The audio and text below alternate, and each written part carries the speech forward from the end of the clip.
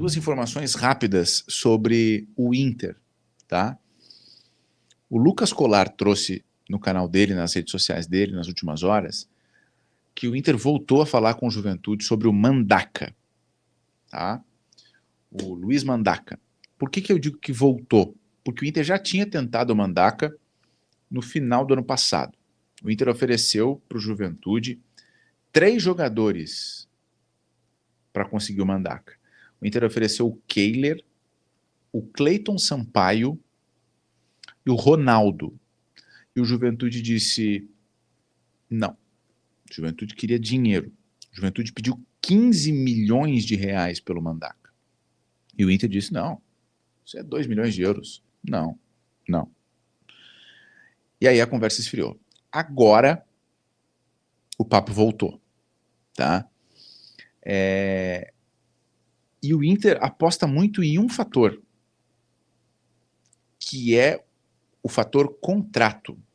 O Mandaca tem um contrato com o Juventude até o final de 26, ou seja, daqui 4 meses o Mandaca pode assinar um pré-contrato e sair livre do Juventude. E aí o Inter chegou para o Juventude e disse, olha só, vamos fazer um acordo aqui, eu te lanço 2 jogadores, um dinheiro, né? Vai perder o cara de graça. Vou te dar jogadores para jogar na Série B, tal. E o Inter está conversando. O Juventude diz que não tem uma proposta oficial, né? Nos bastidores, a diretoria do Juventude diz assim, olha, não tem proposta pelo Mandaca, tal. Mas o Inter está em cima, tentando de novo esse negócio. Por quê? Porque o Inter entende que ele precisa ter um jogador com as características do Mandaca para esse time do Paulo Pesolano. Não é que o Mandaca vai ser titular do Inter, né? Ele pode vir a ser, ele não está sendo buscado para ser o titular, mas o Inter quer um jogador que seja um motorzinho, entre aspas, e que apareça na área para pesar a área. O Pesolano gosta muito de ter vários jogadores dentro da área. Então, essa é a primeira informação sobre o Inter. A volta da tentativa pelo Mandaca. A segunda informação sobre o Inter que eu quero trazer para vocês aqui é a seguinte. O Inter liberou o Ivan, o goleiro Ivan, para o Remo, né?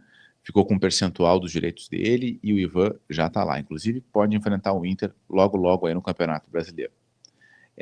Porque ele não está emprestado, né? Ele rescindiu com o Inter e foi para o Remo. Então, o Inter agora, nesse momento, ele tem o Rocher, o Antony e os guris, tá? E eu perguntei para algumas pessoas dentro do Beira-Rio se o Inter ia contratar goleiro, porque o Rocher tem contrato com o Inter até o final do ano, 26, desse ano agora, e no meio da temporada ele pode assinar um pré-contrato, mas o Rocher tem um histórico de muitas lesões, de muitos problemas físicos, né? Ou é um trauma no pé, ou é um trauma no dedo, né? O Rocher, ele não tem números volumosos no Inter, né? Ele chegou em 23 e ele não tem uma grande quantidade de jogos por temporada, por lesões. E o Antony, depois de ir bem no Gauchão do ano passado, oscilou, né? Oscilou bastante.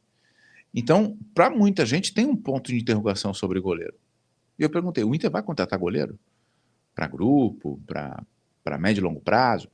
E o que me disseram, de forma muito objetiva, foi não. Não. O Inter não olha para o mercado atrás de goleiro. Porque, nas palavras das pessoas com quem eu falei, o Rocher está tendo uma pré-temporada que ele não teve a pleno em 2025, porque ele fechou 24 lesionado, e essa pré-temporada vai dar a ele ritmo, e o Antony cresceu muito dentro do vestiário do Inter, tanto que ele foi capitão quando o Inter jogou com reservas, e a visão do Inter é que o Antony ganhou maturidade. O momento ruim dele fez ele criar uma casca. Então hoje, o Inter, com esses 2 fatos, a pré-temporada com o Rocher e o Antony um pouco mais experiente, cascudo, o Inter não vai atrás de goleiro. Tem também o fato do Inter ter pouco dinheiro para contratar. Então, o Inter diz que não vai buscar para a temporada de 26. tá?